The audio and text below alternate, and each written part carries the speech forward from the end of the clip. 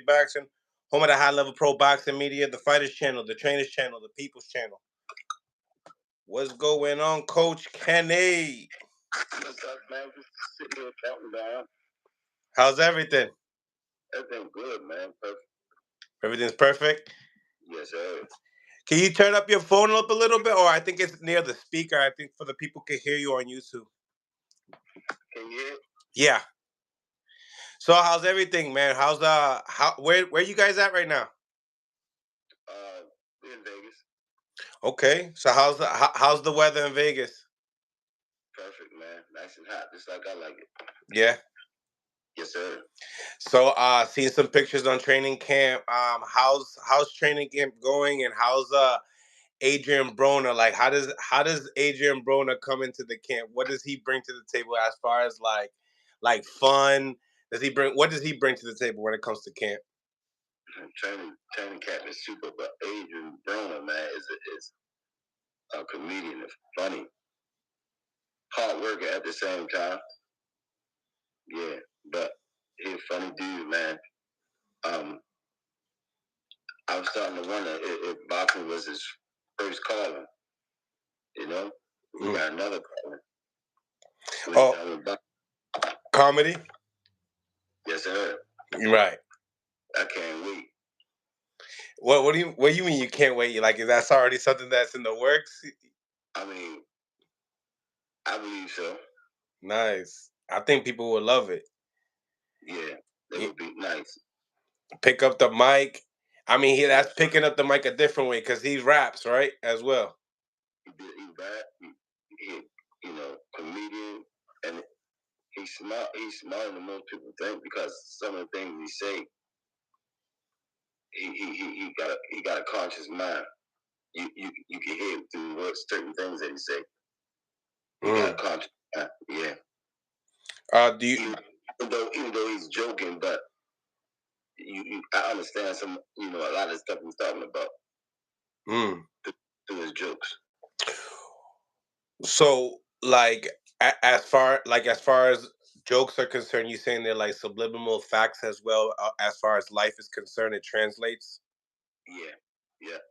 A lot of people can relate to it. Okay. Obviously the OG in the camp. I'm assuming, right? Coach Calvin. No. As far as like AB, as far as all the fighters are concerned. Yeah. As far as the fighters, yeah. Right. Yeah. So how is that, and how like when you see Adrien Broner today versus what we remember him as in the past among these younger fighters, what are you seeing? I see Adrien Broner from 15 years ago because he surrendered to me and Calvin for this camp.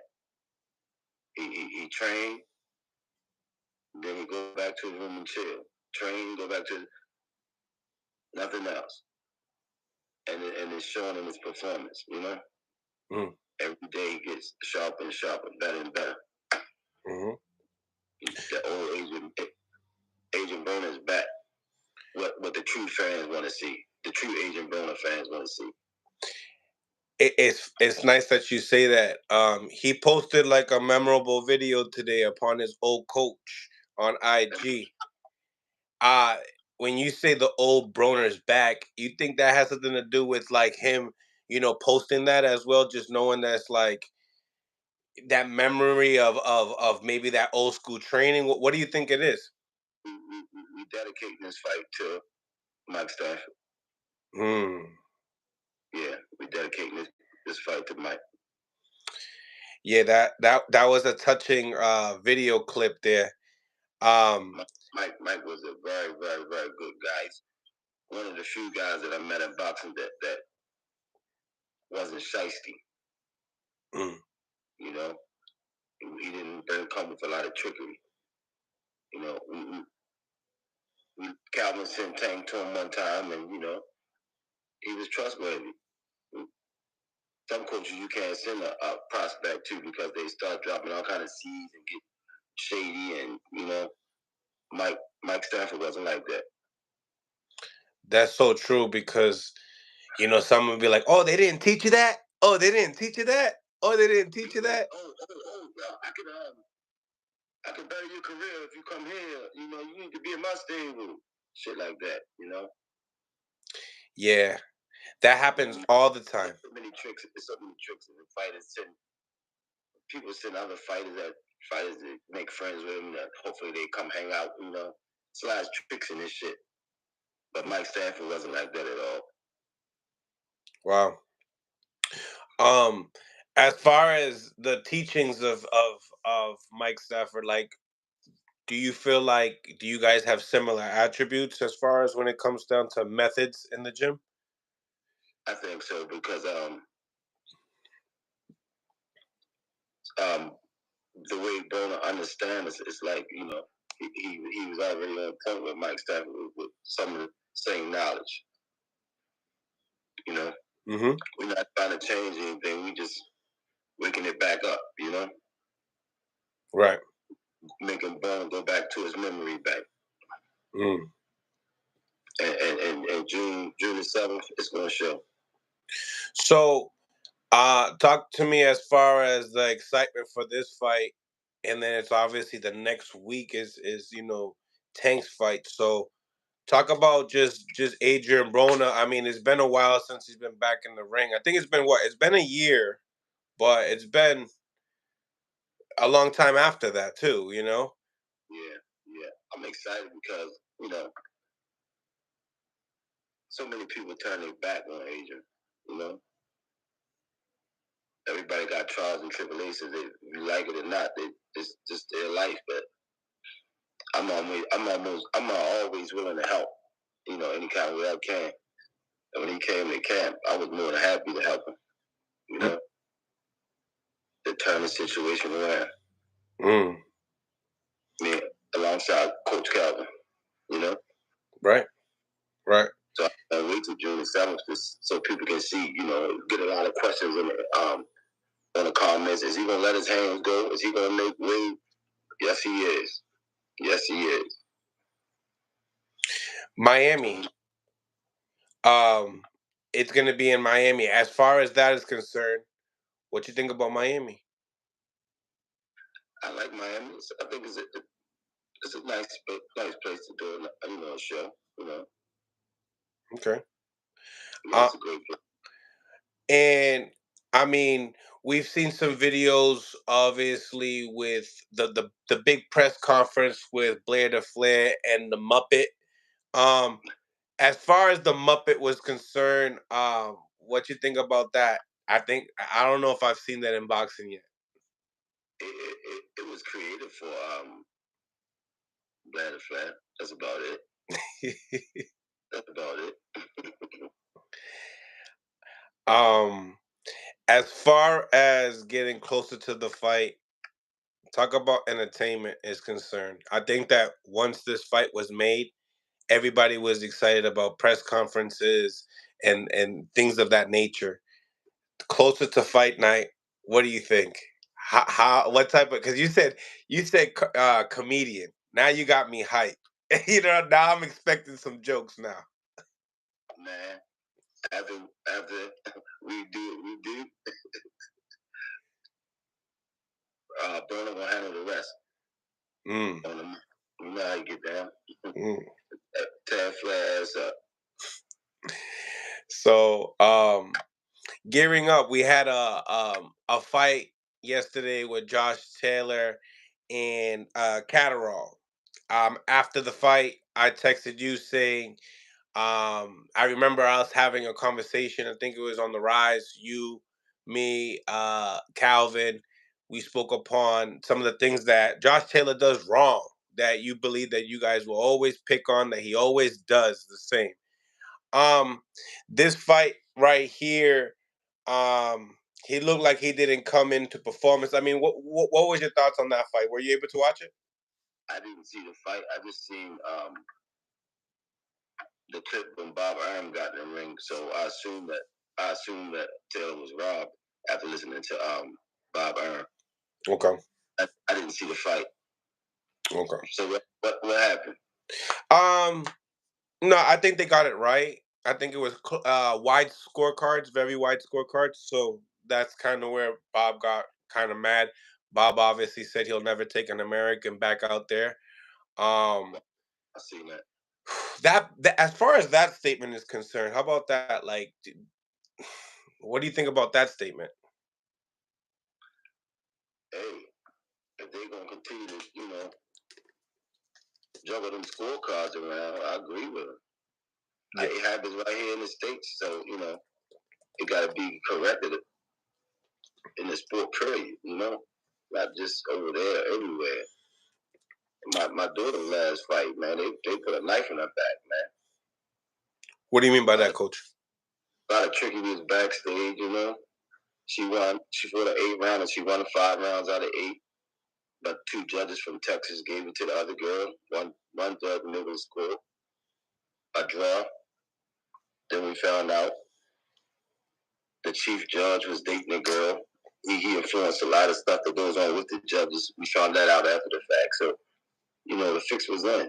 Boxing is a dirty sport. Right. 100%. So the reason why I mentioned either way that fight was obviously leading up to an interview we did with I think it was just you and I, but we were talking about Teofimo Lopez, and it kind of caught steam on Twitter. Um, that the comment that you and Coach Calvin made as far as Teofimo Lopez, he's too lazy to make weight, that he can still make 135. Oh yeah. Oh yeah. Comment caught a lot of steam, but in the same time, Jack Catterall, his first fight with Josh Taylor, they said that he got robbed. So quote unquote, Eddie Hearn is saying that this guy should be the real undisputed champion, Josh Taylor. So either way, I mean Catterall. Sorry about that. So either way, you don't really know too much about probably Catterall. Have you seen Catterall fight? No. Okay. I've heard. I haven't seen him fight. Okay. So pushing in, June 15th, right? You guys are fighting Frank Martin, and you guys are preparing for this, and you have the AB fight coming up. Talk to me about as far as this training camp. I know it's like cliche to keep saying it, right? But it's like time goes on, and I just see like Tank just looking more and more in shape. I thought he was already at shape on the press conference that date. He looks more scarier now. um, Either way, talk to me. Um, the more mature and older he gets, he's like wine, man. Get better and better, All I can say is he locked in. He's locked in, and he's violent. When it's time to get in that ring, he's gonna be violent on June 15th. That's all I can say. Look for a violent night. The media. That is. The media thought it was humorous when you and James Toney were laughing upon when you said that everyone in the front row won't be able to see Frank Martin at one point in time in the fight. A lot of people thought it was comical. I meant it though, the upper seats can see him, but the front seats won't be able to see him. Wow. People were talking about how this fight got being made, like how it got being made. Like, what do you think why this fight is being made? I really don't know, man. I wasn't in the negotiations. I wasn't in the meeting, At first, I thought it was rumors, because I didn't think they were gonna have a fight. But hey, the rumors is now reality. Is happening, As far as this fight is concerned, I mean, action-packed chess match. Until it's not. What do you think?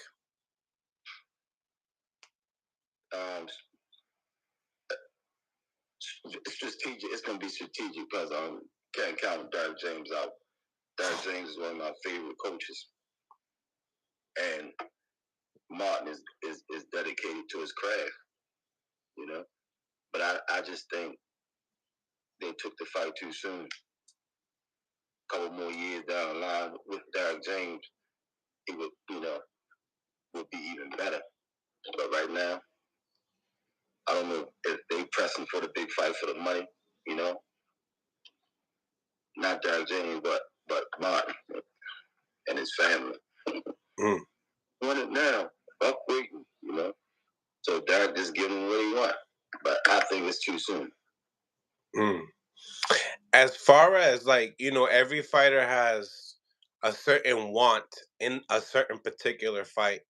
Obviously winning is always what that is, right? As far as the final.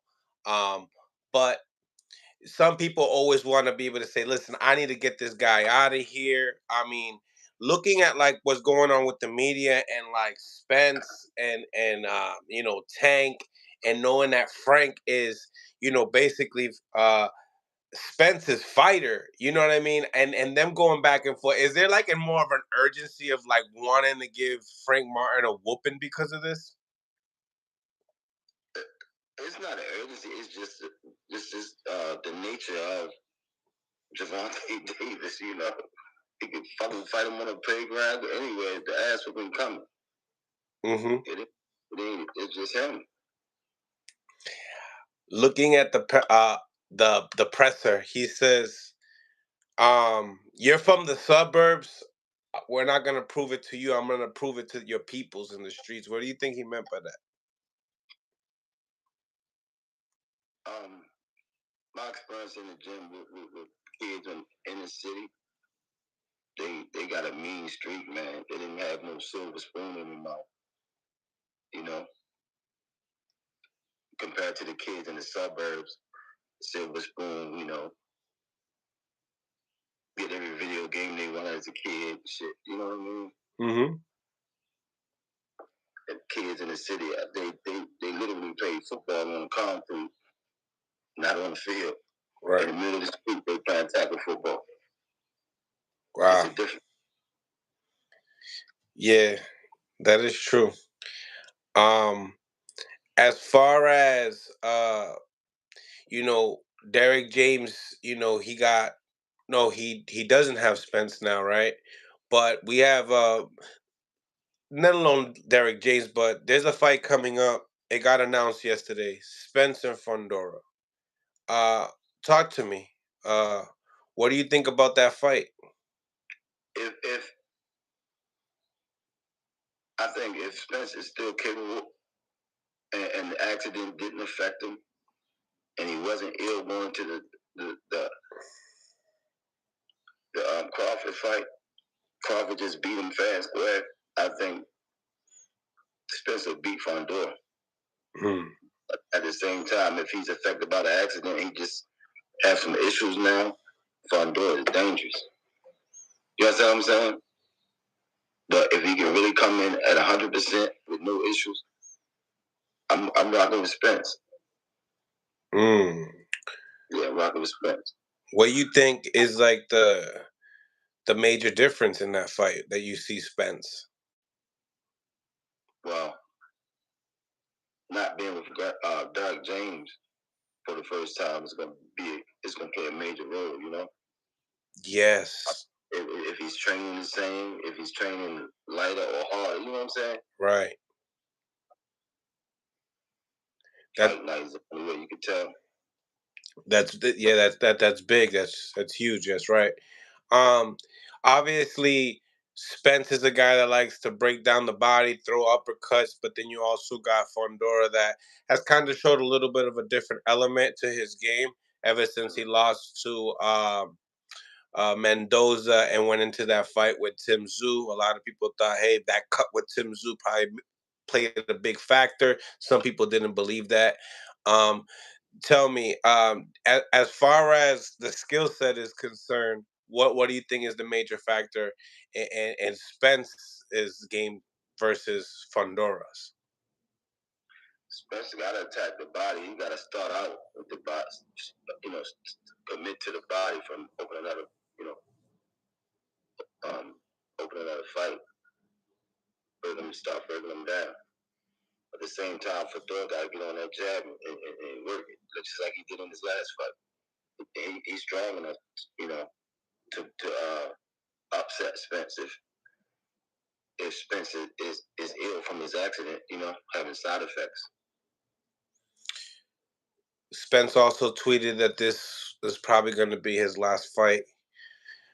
Listening to that on a tweet, you think that's a possible misleading everybody? It could be, but win or lose, I would love to see him retire. Yeah. I would love to see him retire. He had a nice run. If he beat Fundora, he retired on top. If he lose, he wants to have that question: is it the accident? Was it the accident, or what? Or did Fundora really beat him? That question will always be there for the rest of his career. Right. So if he could get the chance to retire on top, it'd be the perfect fight. When you look at Tank and you look at all the other fighters, Coach, besides the power element, what do you see in Tank that he got over everybody? His tolerance for pain. The durability. Yep. Talk to me about how big of a factor that is when it comes to boxing. With any fighter, boxing hurt. Shit hurt. You gotta be willing to walk through hell. Be willing to walk through hell, walk through the pain. A lot of fighters got so much experience and skill over a less experienced fighter, a less skillful fighter, but they can't take the pain. Can't take the pain. So Tank got the skill, the endurance, and he got the tolerance for pain. He can box, he can bang, he can do it all. Do you looking at, like, as far as the rankings and what people are looking at now in today's, you guys beat Ryan beats Devin. Do you feel like people are coming into full circle and kind of believe in you and Calvin's vision, or do you feel like it's just time will tell still? You got people that been supporting us from day one, and then you got people. You always gonna have a hating side that just want to see a person lose. That's what make the sport. That's what sell a fight. But then at the same time, you have people that was against us. Now they coming around full circle, like, hey, yeah, he's the truth. Because he knocked Ryan out. Ryan goes in and clip Haney. Barrios goes up and go to distance with Keith Thurman. Tank knocked Barrios out. You know what I mean? Tank knocked Rolly out. Tank beat Pitbull. Pitbull knocked Rolly out. So it ain't rocket science, Yeah, it's funny too because then Cambosis loses to Maxie Hughes, but Maxie Hughes loses to Liam Walsh, which is a guy that Tank beat. Exactly. But that was like way earlier in his career. Yeah. So but we godly people, so we allow U-turns. You can get back in the end of the line and join the party. Oh yeah, that's the beauty about this boxing game is that you prove them wrong and then they're in acceptance. Exactly. Have you been feeling that lately or no? Yeah. I sit on it and I read comments. People that used to this is now like podcast numbers are up. Gotta change your heart. Eat the truth. You know what I'm saying? And it's boxing. Right. It's boxing. As far as when it comes down to GTD, what do you think the biggest thing that you guys think statement wise this year that you feel like people gonna be like, all right, they said it, or not even, you don't need to say it, you could just, the performances alone, but this year 2024 GTD, what do you think the statement is this year?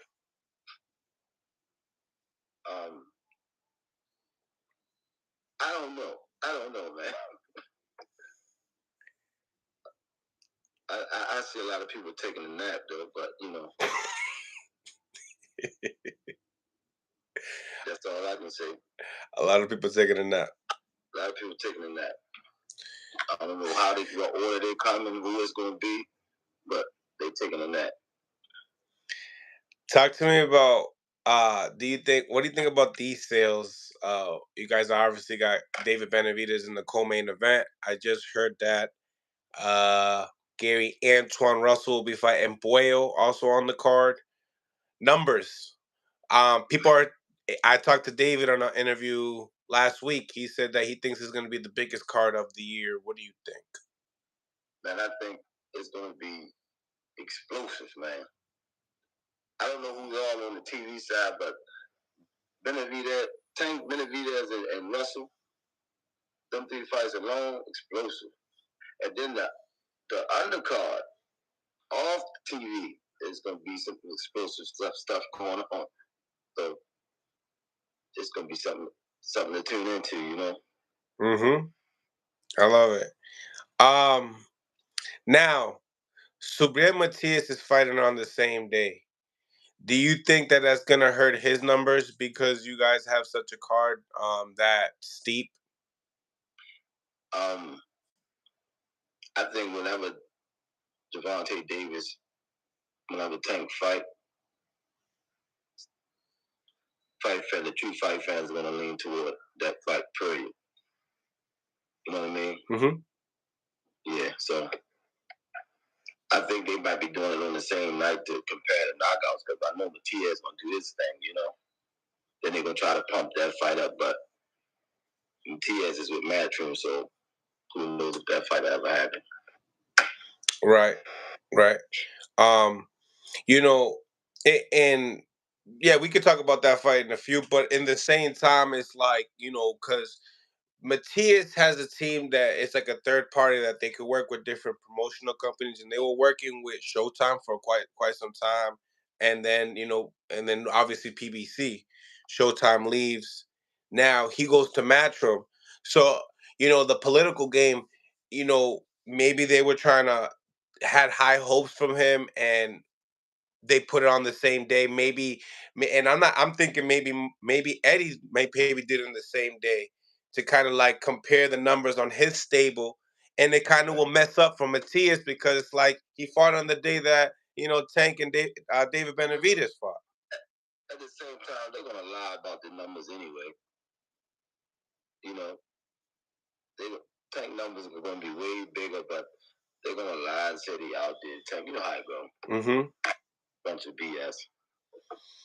Yeah, because I'm going to the fight, and then I'm over here talking to my boy, and I'm like, I ain't not trying to miss the co-main event or Tank's fight, regardless. So it's like I'm trying to figure out how they're gonna do it with the time schedule and right and all that because it's important. But weekend. Nevertheless, very explosive guys, like we said.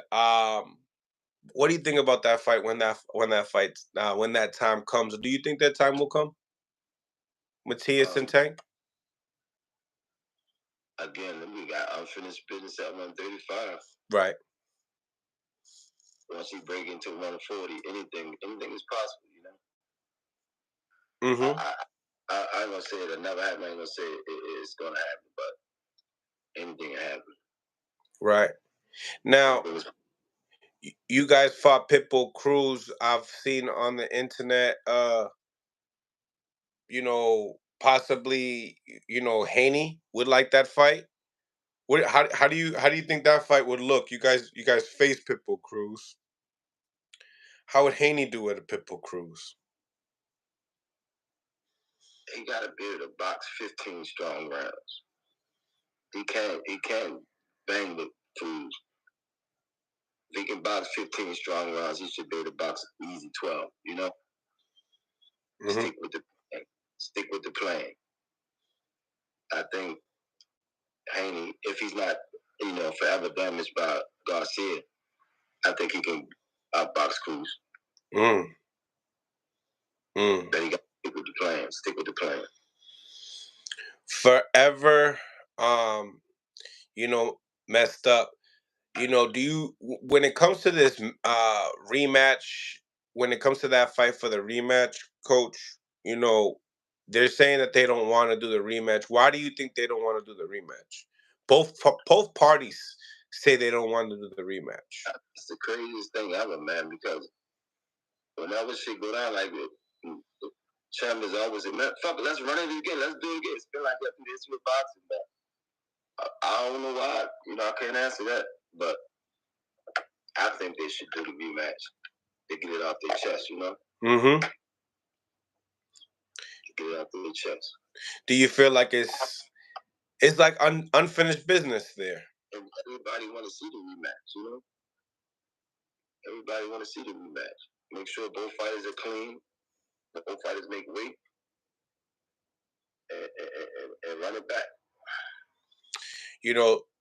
Talking to Bill, he's saying why run it back? So he might not make weight again. He might be on steroids again. He's saying these things very, very mad. Well, do it. Don't do it at 40. Ryan is heavy. Haney is heavy. Do it at 45. Mm-hmm. Do it at 45. Make it a 10 round. It don't have to be for a strap. Make it a 10 round. That's my opinion, though. I mean, I remember, when we were talking about, what size do you? I mean, pause. What division do you think Haney and Ryan Garcia are? I think they could both make 47 easy. You think that would be good for them? Both of them shoot. They over 47 right now. They both over. They heavy. They're probably 160 right now. So why go all the way back down to 40? You can go to 47. Okay. When you when you 25, 30 pounds over, you might as well go down to 47. Right. Just like listening to the stories of both of these guys in their last 3 fights and kind of gauging of where their weight class really is. Do you feel like 47 is just where they should be, and if they don't get there soon, that it's gonna tarnish their body? Yeah, I think 47, man. Because it's to fucking get down to 40 and they 65. Shit. Right. Now we have here. I talked to Jalil Hackett. Congratulations to him. Just got signed to Matchroom. But the plan is 147 pounds. Big plans. You guys know him. He's part of your team too. That's like family. At the end of the day, Jalil Hackett, 147 pounds in Matchroom. Talk to me. What you think? There's a new sheriff in town. Jalil is what I call a throwback, man. I don't see none of the shit. Top 10. I don't see no welterweight that's a threat. Besides Boots. But hey, Boots. He'll be on his way out. Yeah, I think Boots going to 54 soon. Yeah, we were talking about that. They're in different paths. I don't see no welterweight that's a threat right now. So we were talking, he was saying something around 24 months and within a title. Sounds about right for you? I think he fight July the 13th against the last guy that fought Conor Ben. He went 12 rounds with Conor Ben. That's who Jalil is fighting on July the 13th. He's fighting Pete Dobson? That's the last guy that fought Conor Ben? Yes. Yeah. From New York? Yep.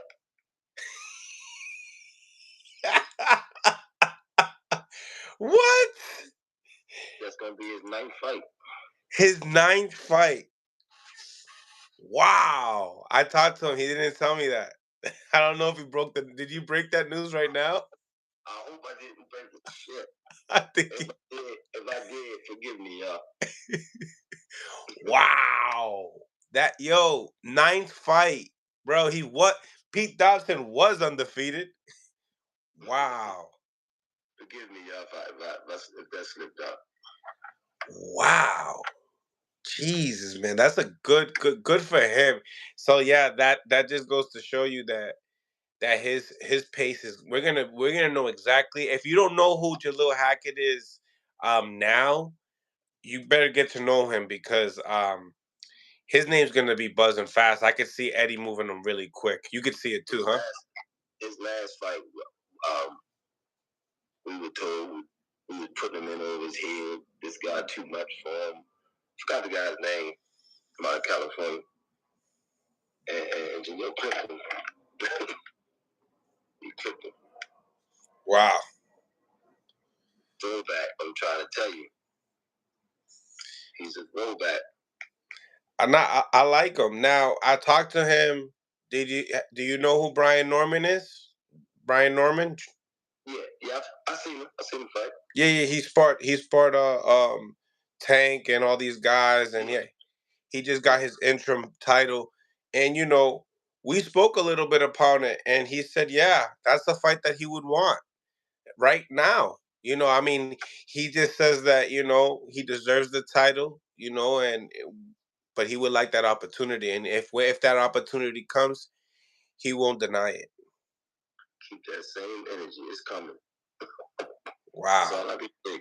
Keep that same energy. Who would you favor in that fight? With Jalil? Jalil and like that? Yeah. I favor Jalil. Yeah.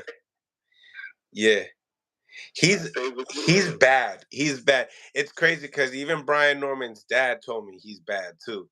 Senior? Yeah. He told me he's a bad boy. Shit, you better have your fucking gas ready. You better have your fucking tank full. Once again, ladies and gentlemen, if you don't know who Jalil Hackett is, Google him. For real. Also,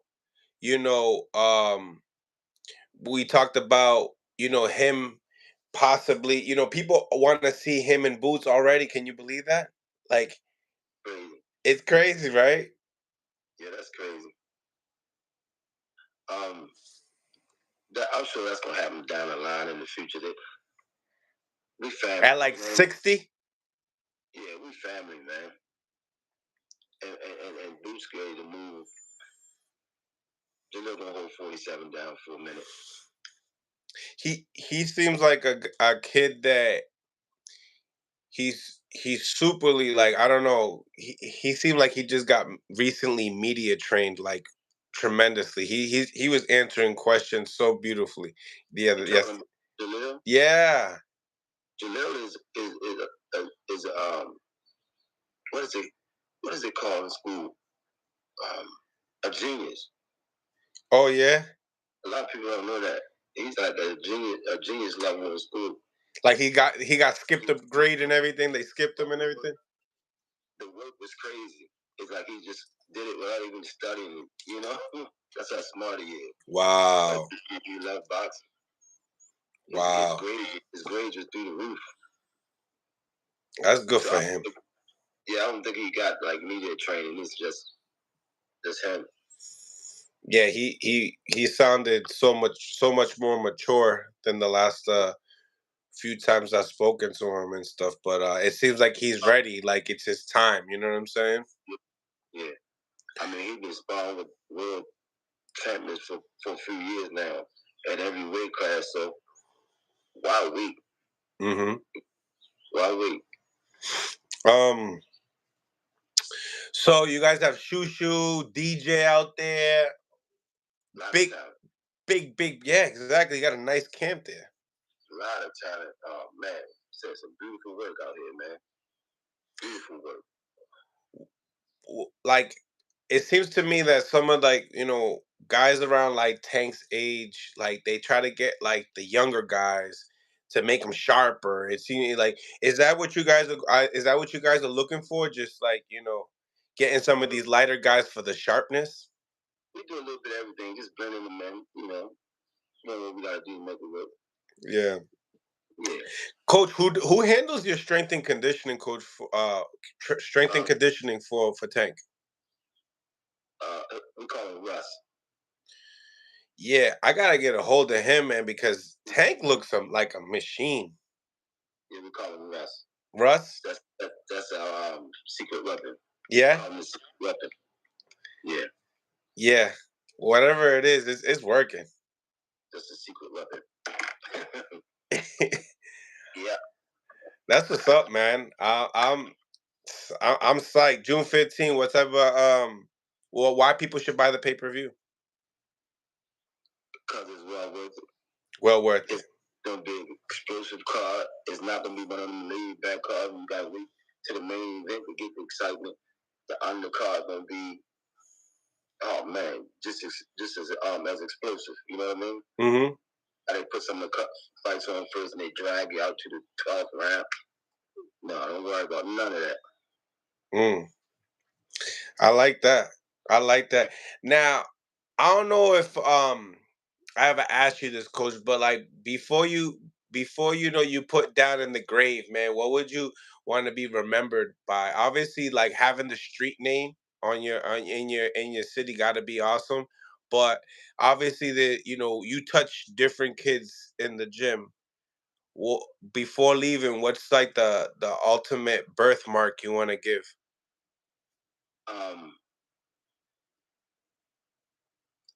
Just want the people to know that, first of all, I was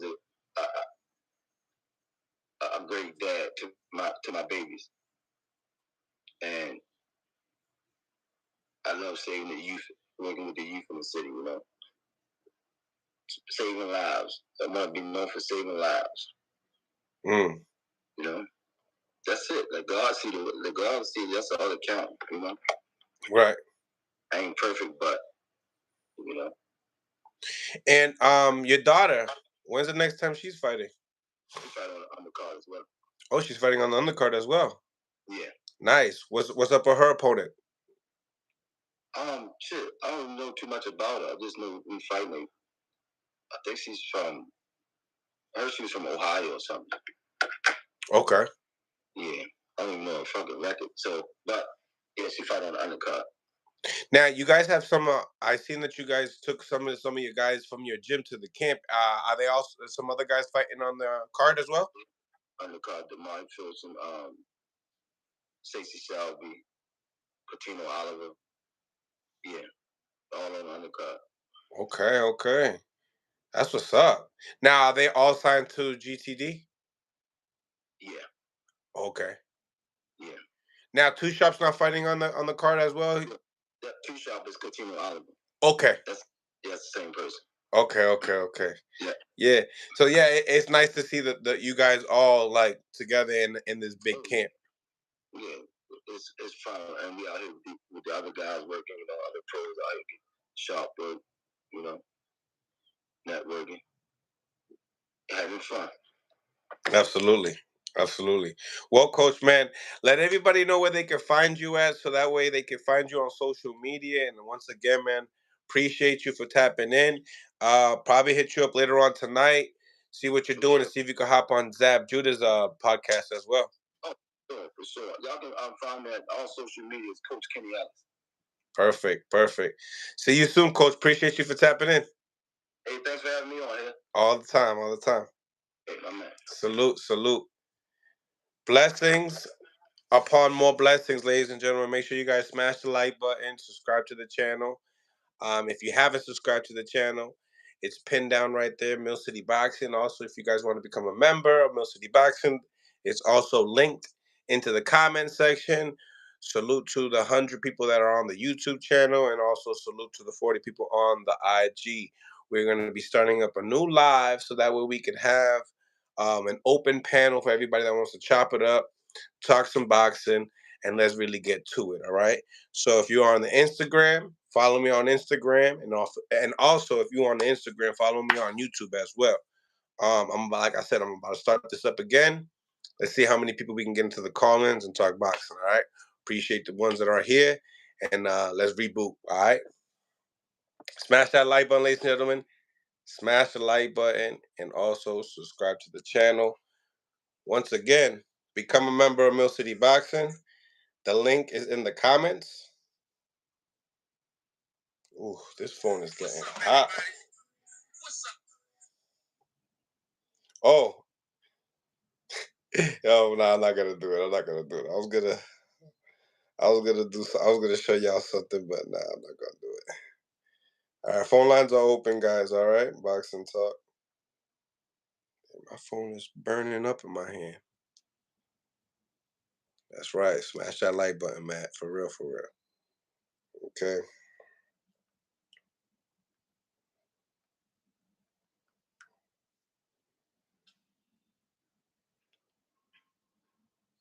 All right, guys, we got an open panel. Make sure you guys come on, tap in. And make sure you guys smash the like button if you guys haven't smashed the like button. Salute to Matt, Pete, was good. Julio Sosa was cracking. Ethan, what's going on? So, what's going on, Franco? Franco in the building. New York was popping. Lo Borico, ¿dónde está Lo Borico? Where you at? So phone lines are open, ladies and gentlemen. We got an open panel. Did Coach Kenny leave? Yes, he did. What's going on, Franco? First caller coming in. What's popping? What's up, bro? Chilling, man, chilling. What's good with you? Oh, man. Another day, man. What you got going on? Hey, man. Hablando boxeo, you know. We talking about the 140 division. What's going on, prime time?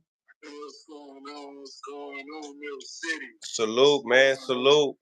Yeah, just chopped it up with Coach Kenny talking about, AB fight and, Frank versus Tank. Obviously, Subriel Matias is fighting on the same day. Let's get to it. Obviously, we had Jack Catterall and Josh Taylor fight yesterday. How does that compare to what has just happened this month? Take it away, Franco. Yeah, hold on. I got a thing. I'm going to have to come back to this. Y'all got a call coming in, bro. Handle. We got primetime here. He'll handle it. Let's go.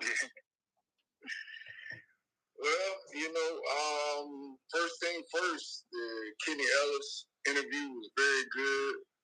He dropped the bomb on a little fight that's coming up. And so that was good to hear because we just, had Jalil on.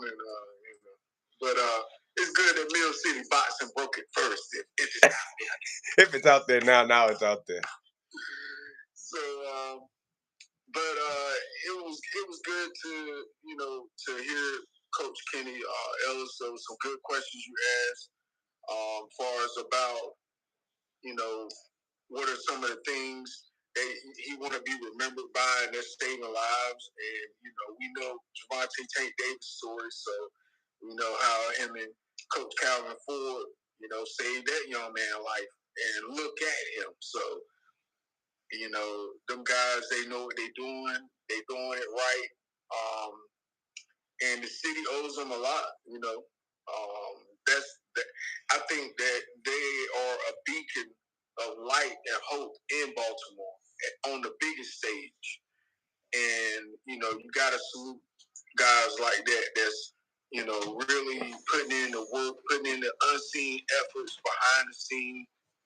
Because we know how it is on social media. We only see a 30-minute clip of their life. And it's so much more that goes behind a lot more sacrifice, time, energy, denying themselves, their own family and kids, and their own happiness because they have to go and attend another fighter's fight or help another young man train and prepare for a fight. So, definitely commend those guys. But I'm looking forward to the Gervonta Tank Davis fight. Definitely.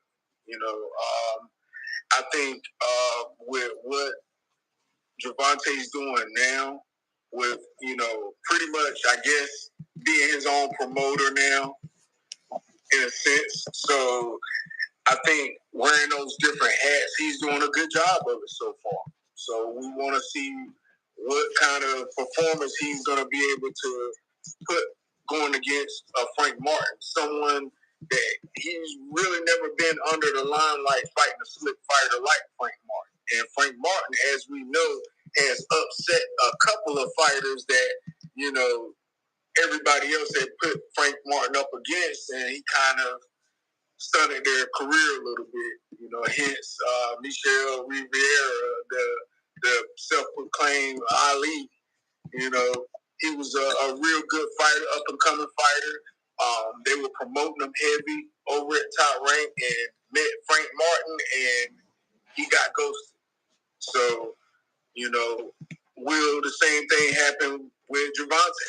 Or will Gervonta prevail and do the same thing? And like Coach Kenny Ellis said, the people that's close to the ring won't be able to see. So got a new poll up here, and it is: can Catterall beat the top two guys at 140 pounds?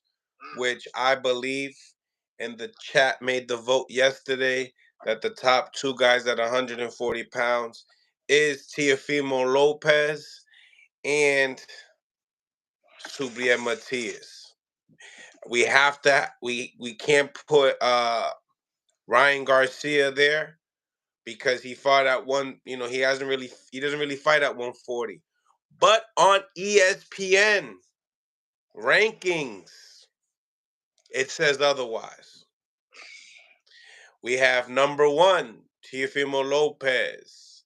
Number 2, Ryan Garcia. Number 3, Subriel Matias. And number 4 is Devin Haney. So, what do you think about that list?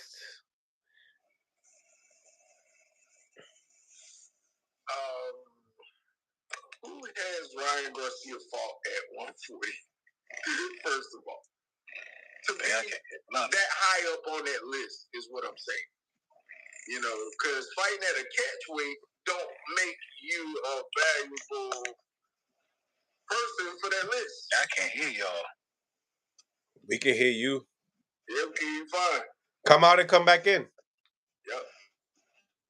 I'll take you out. Yeah, but, you know, yeah, that's crazy. I think, honestly, ESPN do stuff just because, you know, the heat check, you know, the algorithms, this, that, and the third, because some of the stuff they be doing don't make no sense. But they do it anyway. They do it anyway. We done seen their list 100 times over be just as crazy. So you think Catterall could beat the top two?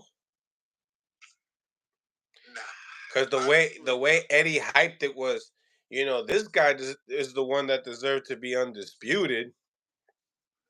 I think he would make a good fight for any one of those two. But far as beating the top two, no. I don't give him a chance, to be honest with you.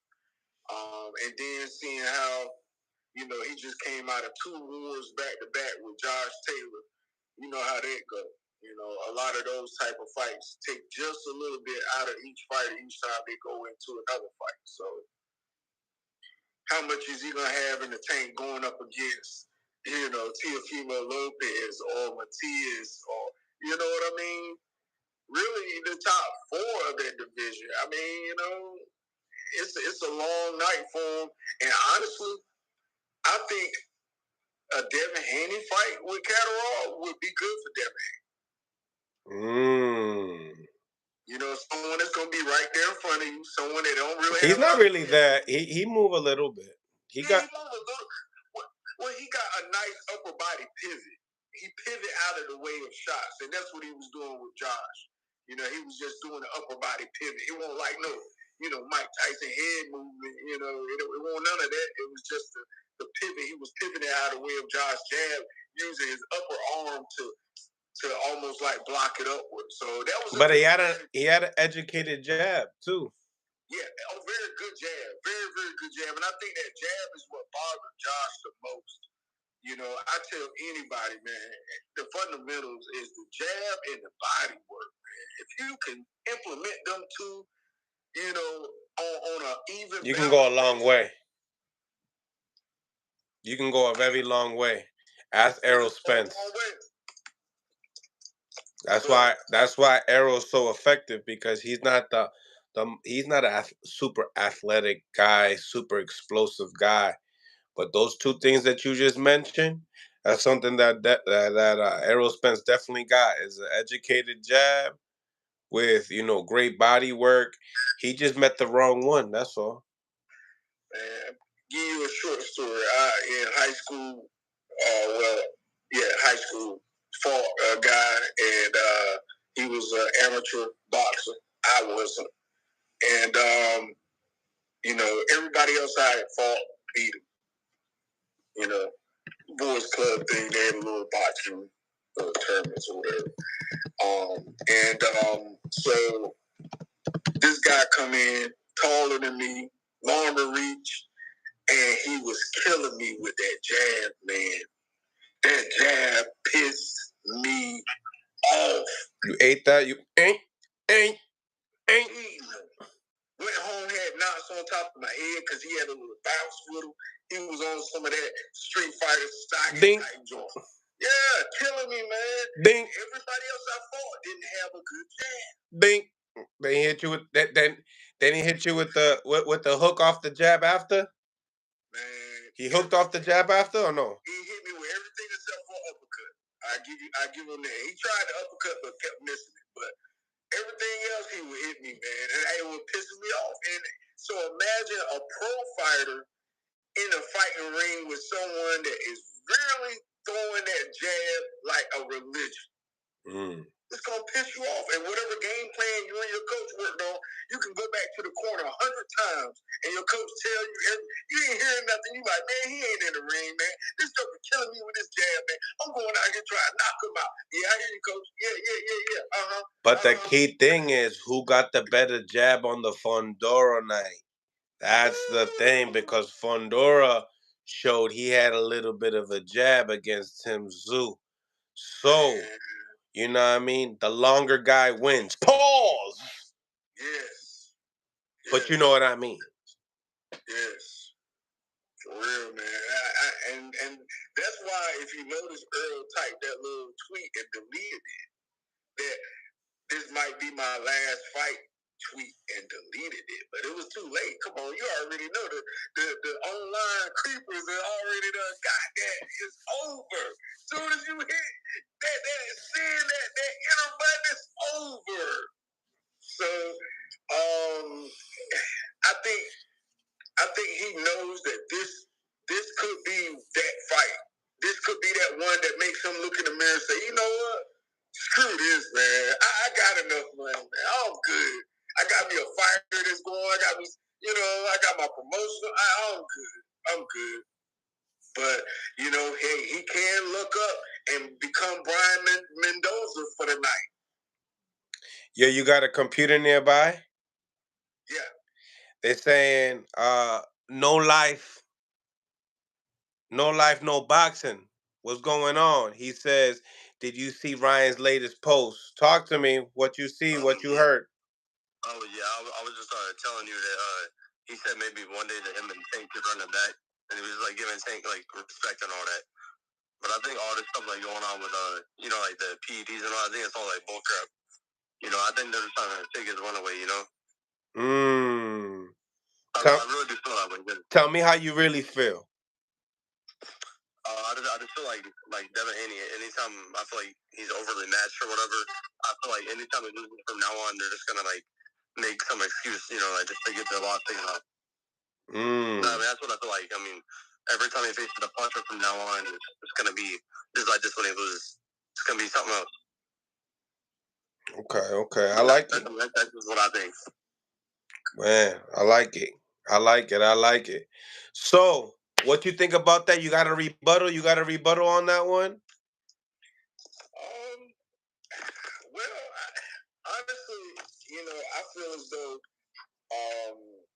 Devin Haney, they recognize that He's gonna have to be matched up perfectly. Is Sando Martin a perfect match? Can I leave and come back up? Yeah, absolutely. All right, thank you, sir. Yeah, no, absolutely, man. Chill with the sir. I ain't even that old. Oh, my bad. Nah, I'm kidding. I'm just playing. Yo, pick up your baby mama's phone call, bro. Come on. She's calling. But yeah, man, you know, boy. So talk to me with the rebuttal. I don't want to go none of that. Primetime TV, right? We're talking to primetime TV. Tell me how it is. They need to rematch.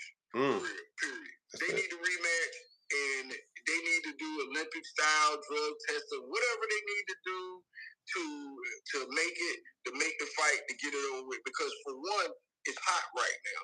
People ain't letting it down.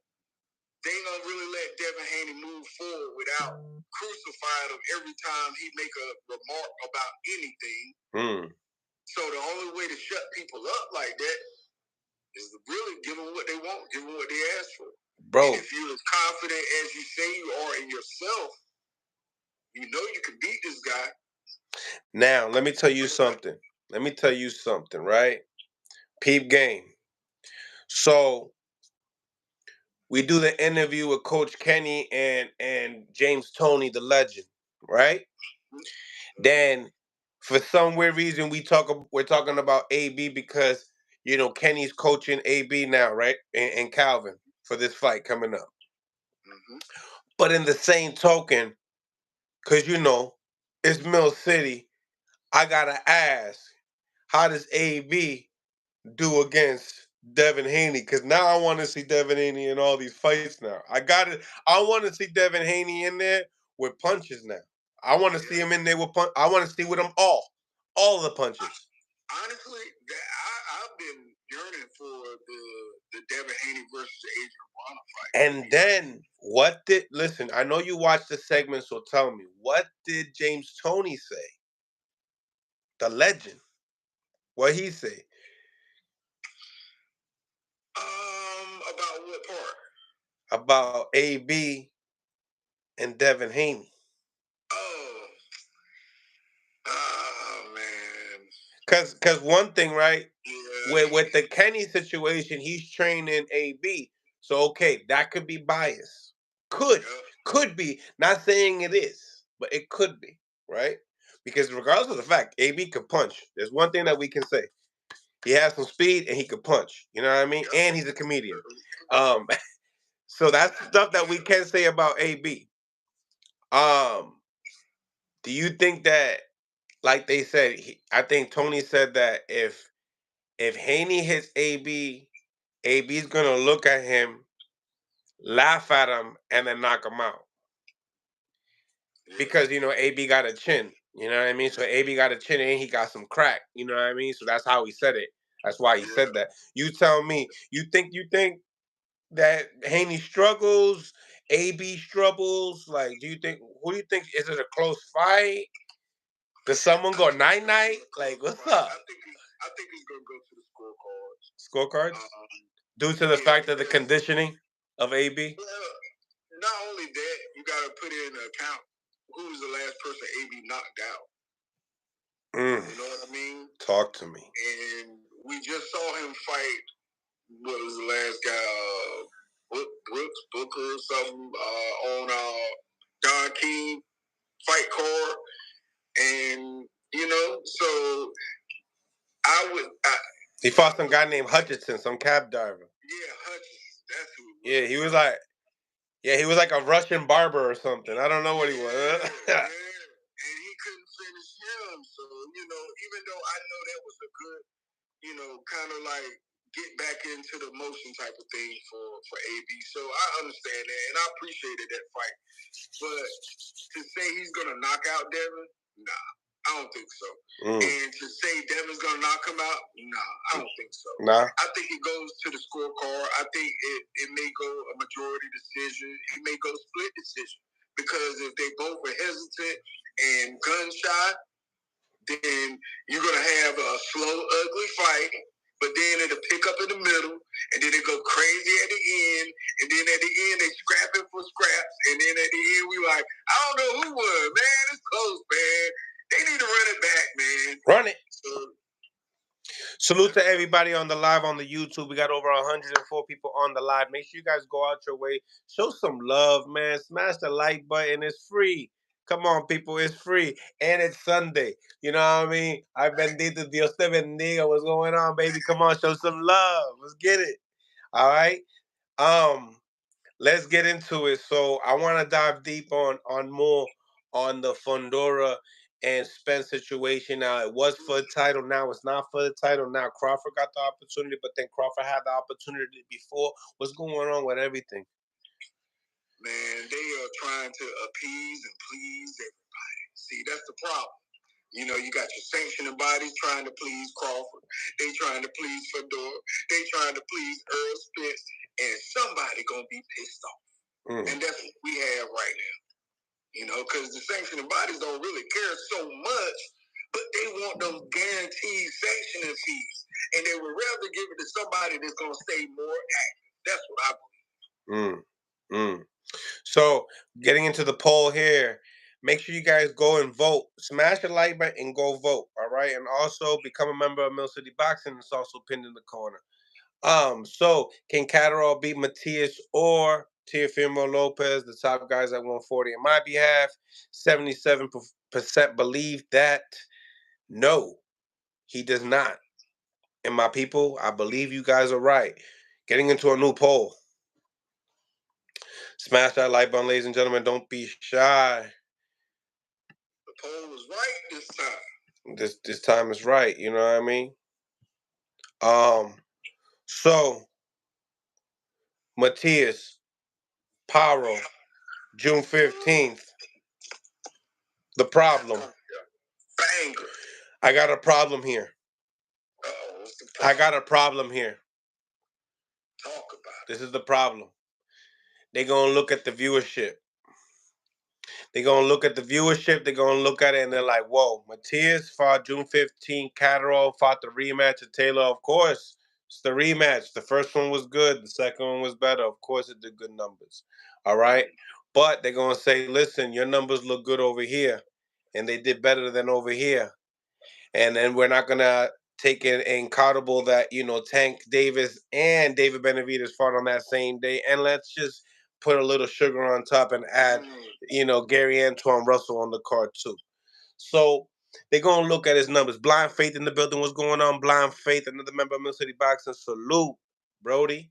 So listen, they're going to look at my man Matias's numbers. They're going to be like, who's the A side and the B side in the next fight? That's what's going to happen. Now, does he favor Catterall? The way he was jumping for joy with the Catterall fight, he was happy. You seen when he looked at Bob Arum, that when Bob took the mic, he was not even more happier than ever in that moment. He was so happy. He was so happy. The scorecards were a little off, but there's no question that Catterall definitely executed the fight. Yes, it did. I loved it, man. I loved it. I ain't gonna lie. Look, I was just imagining Bob Arum running and sliding in the ring on his belly and just grabbing the mic and be like, hold up, y'all cut that strap. Y'all stop this crap. You know, he does some WWE stuff I have never seen Bob Arum ever do. I'll never bring an American fighter here. Man, people blowing up. I've never seen Bob Arum get booed. Yo, Bob Arum got booed at 90 years old. Leave my abuelo Bob alone. It hurt? He made history, though. He the first 90-year-old to get booed in that stadium holding a microphone. That's a record. It's never been done before. Yo. Promoter at 90 years old. But my guy came in hot though. This is an absolute disgrace. Yo, my man is lit. I love him. You ain't messing with Bob. You from Brooklyn, like. Besides the Oh, yo. Oh man, I loved it. But to take nothing away from that fight, it was a good fight. Yeah. It was a good fight. It was exactly what I expected it to be. You know, I didn't expect for Catterall to run the first half of the match like that, though. You know, he really was showing his dominance a little bit on Josh Taylor. You know, it was more or less he was picking better shots, more decisive shots, I would say. And Josh was doing that little double air grab, you know, and really wasn't landing that much with it. So it was like, and when he did, he wasn't really having a lot of power behind it to make Jack back up in it. It was like Jack was really doing the pursuing and the chasing, and you know, so. But the later half, Josh did start to pour on, and that's where I guess Bob Arum got pissed off because he might have woke up in the later half of the fight and was like, "Hold on, what's going on?" But it was a good fight. I think they deserve to do a trilogy. To be honest with you, I don't see them doing damage to anyone else they fight in their weight class. So I would say run it back. Yo, so the thing about it is he spoke about the winner of Matias and Paro and then the winner of Martin, and Haney. So my behalf, they gonna be ducking my man, the boogeyman, Subriel Matias, first of all. So there, adios. Yeah, he got a body on his record, so ain't nobody gonna really call him first. You know what I mean? You call him first. Catterall really want that welcome to America type of fight. Yep. Yeah. Because he feels as though he's supposed to got what Josh Taylor got the first time because he feels as though he won that fight and he deserved the undisputed and all the spoils that go with that. So that's why he wants his American-made tour right now. He's trying to cash in and cash out. You feel me? Can't even be mad at him though. You know, when you get done like that by the judges the first time, man, that stings, man. And it scares you going into the next fight because you got that hangover feeling of anxiety, like, you know that. Man, I tried my best, God, to knock him out, but I couldn't. And now I'm standing here with my winnings in these judges' hands, and I don't know what's going to happen. So, today I watched a little bit of Liam Paro. I watched 3 fights of Liam Paro today. And I would have to say that he's gonna get stopped, and like before the 7th. yeah. He's gonna definitely get stopped for sure. He got no chance. He got a nice right hand. I like it, and when he throws that shit wide and shit, you can tell he got a little oomph in it and shit like that. But yeah, he ain't landing that shit for life, cause my man Matias has this shit like right here, you know, and he only put people to sleep if he hits them in the chin with it. If he hits people on the side with it. And the good thing about Matias, his hands, he blocks the equilibrium. That's the thing that he's good about him, is that he's forever blocking that piece, which is really gonna make your legs do the stanky leg, you know? Yeah. But with the right coach in the corner, you can defend that because a little side step in the upper. Yeah, but you still gotta be able to, like, you gotta be showing that type of IQ all the time with that type at that level. You know what I'm saying? You gotta have that dress rehearsal down packed of how to break that little eye guard that he be having. Yeah. And the 3 fights that I watched Liam Paro, none of them were the Montana Love fight because I wouldn't have got a good gauge to it because I need a pressure fighter in front of Liam Paro to gauge what could happen in the late rounds. So Liam Paro leaves his lead hand way too low, and he has decent conditioning. It's nothing that he throws hard shots and that's what's gonna really mess him up. Liam Paro is a good fighter though, and I can't wait to see who fights him next after that. Not gonna lie to you, but no, I don't think nobody's messing. I think the best fight at 140 pounds is Tio and Matias, and then the easiest fights to be made is Rolly and Devin Haney. I don't care what anybody says. Yep. Yeah. Oh yeah. Rolly and Devin. Yeah, that's the weakest links out of the champions. And that's a good sell to the public because of their history. You know, with Devin going out with the Where's Rolly T-shirt out there in New York by the trash cans, looking in the trash can. So all of that would make for a good fight, a good story, and good promotion. So yeah, bring it on. What you said, Rolly? Yeah, Rolly versus Devin. Yeah, that'd be a good fight. Rolly don't know how to fight. Yeah, but you know, it's like a redemption story that you could sell for both of them because whoever would win would put them on a better trail of more fights, and the loser, it would be like, well, see, this is why cherry pick. But it'll be like, this is why we ain't fight the first time because look there, see, cherry pick. Oh my bad. Excuse me. Hey man, you know Rolly gonna sell it, man. Rolly gonna talk crap. He gonna sell it. He gonna promote it. And honestly, that's what hurts a lot of fights is when you get two fighters, but they don't know how to talk and market. They don't get people hype about it. I'd rather see him fight Sandor Martin. What? You don't want to see him fight Sandor Martin? Oh yeah, I would love to see him fight Sandor Martin, but I don't know if it would get people riled up like it would a Rolly. Because Rolly gonna talk smack. I think people gonna want to smack for Ryan. He gonna talk smack for Gervonta. Yeah, but he gonna burn that mic up. But who we selling this shit to? Who are we selling this shit to? Boxing fans? Or are we selling this shit to people that like wrestling? Yeah. Now, if you put it that way, if you're going the route of selling it to real true boxing fans, yeah, we want Sandor Martin. But if you're selling it for entertainment to get people riled back up to the attention of Devin Haney and Rolly Romero again, put them against each other. That's how you do it. I just want to see the Bill Haney and Rolly go at it in the press conference.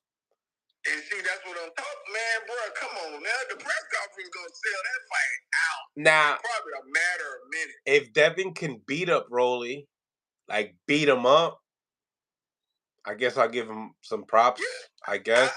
I believe he would. I just don't think highly of Rolly, bro. I don't think highly of him. Me too. You know, but it's horrible that we're having this discussion. I know. To be real. Because he's a remember, former undisputed, current WBC champion at 140 pounds. Yeah, but you know he needs a build-up fight, man. For real, he you know after going through what he went through, you know. So he's gonna get. So he's gonna get the. He's gonna get his O back, and he's gonna get an easy fight. Well, I ain't saying give him no easy fight. That Rolly easy. No, come on, man. I ain't gonna say Rolly easy, but Rolly just. Can Rolly beat anybody in the top 10? In the top 10? Yeah, he could beat somebody in the top 10, but who is the question? Yeah, who? You're gonna be searching. You're gonna be searching like Wayne Wonder. Searching and searching. Yeah, I know. But I'm gonna keep it real with you. I just like Rolly because of what he brings to the sport. You know, he's like the Ryan Garcia. You know what I mean? He's like the Cuban, half Cuban version of Ryan Garcia. Nah. He can talk and he can fight a little bit. Yeah, Ryan fights better than Rolly. Of course, I would say Ryan fights better because you think about this though. Rolly started late, just like a Frank Martin. So you got to give it to those guys that still are willing to go on to the big lights and fight under those lights and take the scrutiny and come back and fight again and lose and take some scrutiny. Hey, I respect those guys. You know, I don't kick guys down like that because those guys make for a good fight for someone, you know, because it's sometimes like that's a good fight for me. It's a good fight for me, to be honest with you, man. I would love to see it just because I know Rolly is gonna talk so much crap. He's gonna make Devin Haney come out of his shell, and Devin Haney and Bill, they both gonna have to go at it. So it's gonna garner that attention that I think Sandor Martin just really ain't. He gonna be more calm. He gonna be more respectful. He gonna just say what he come to do. You know, they ain't gonna trash each other. They ain't gonna hype it up, and people gonna be like, okay, well, it's just a gimme fight.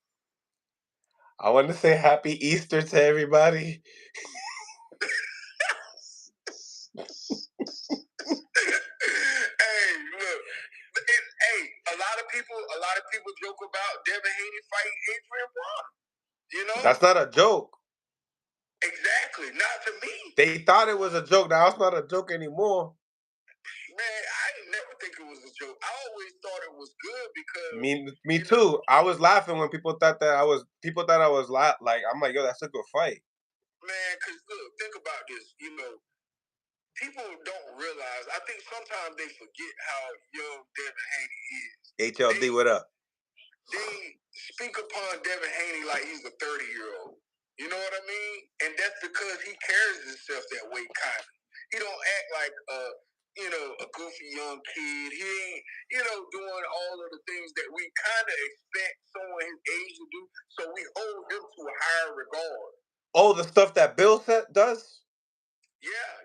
The stuff that Bill and Devin, because you think about it like this.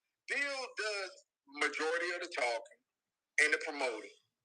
And Devin is more of the reacting to what Bill is already spiced up.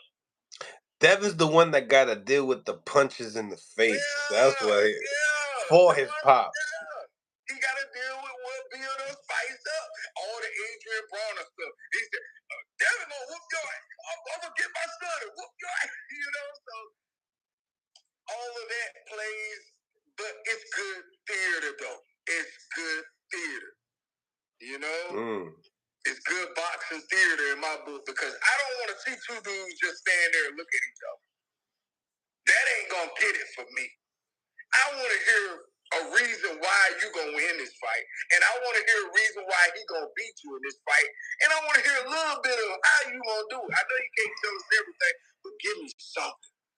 And that's what get people riled up for the weekend, to pay for a pay-per-view, to go get some charcoals, to go get the food for the grocery store, to invite some cousins and friends over, your homeboys, and you have a fight party. I'm going to tell you right now,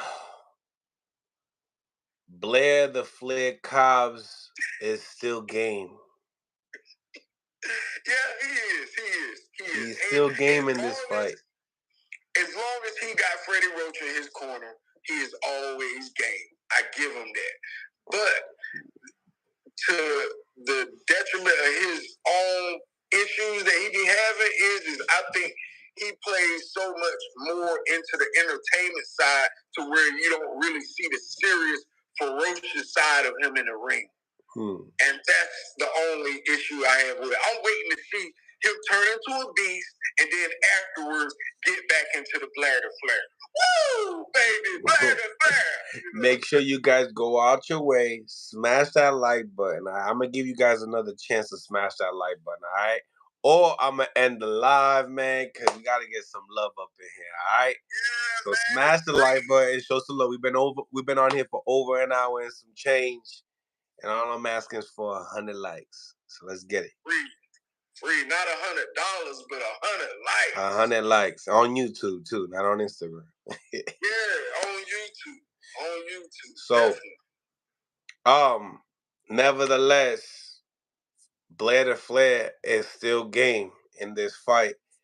If Blair wins, where does AB go from here? Man, where does he go from here? Scary to think about it, to be honest with you, because I don't know.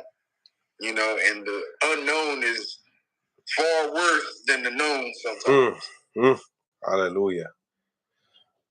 So, you know, I think he knows that this really is his last hoorah. Straight up. I really do believe, like, and I think Don, if you look at Don King's face, he got that look too. Like, yo, this is, you know, one of y'all last fight with me. You think, switching lanes, Errol Spence saying that Fundora's his last fight. Is that a media tactic for the people, or is he might not possibly be the same? I don't think that's a media tactic because he would have left it up. Oh, it's down. Keep it going. It's down. I think it's a little down. I think he realized, like, yeah, this dude is. He probably watched that tape. He was watching film and was like, yo, this might be the last time y'all see me. Because that's what I would do in that position. If I'm watching a Fundora tape and I'm watching his last 3 greatest hits, I'm looking at myself like, yo, for real, I'm pretty good. I ain't got to keep taking this punishment. This might be my last one.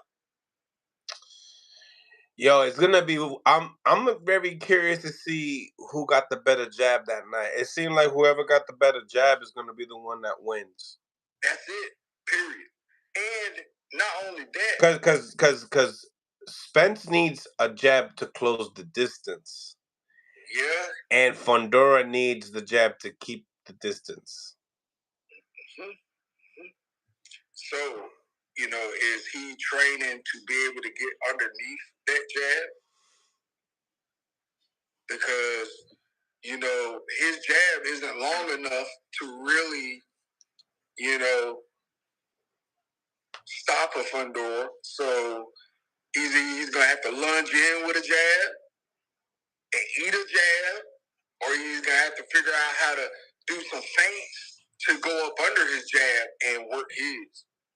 And see, that's what a lot of fighters I noticed today don't do. They don't do any feints, you know, because if you can't beat them with head movement and timing, you need some feints to get in there. You need something to make them jerk, to make them miss, to make them throw something so you can throw something. But, you know, a lot of fighters, they don't. They just, it's like they climb right back up and go back to their old self. And then we start looking like, okay, who's going to throw a punch? Okay, how long is it going to take for you? All right. And the crowd start booing. And then we're like, oh, here we go. These jokers just looking at each other. And my philosophy is either you going to hit or you going to get hit. I hear you on that. I hear you on that.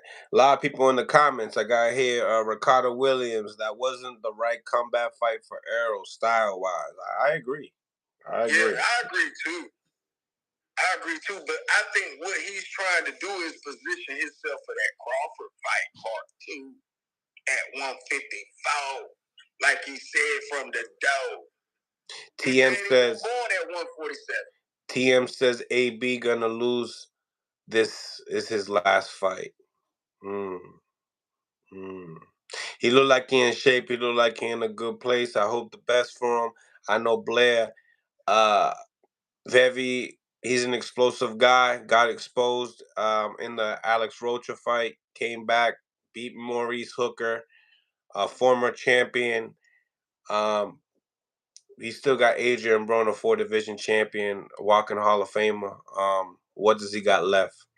I don't know, ladies and gentlemen. I really don't know.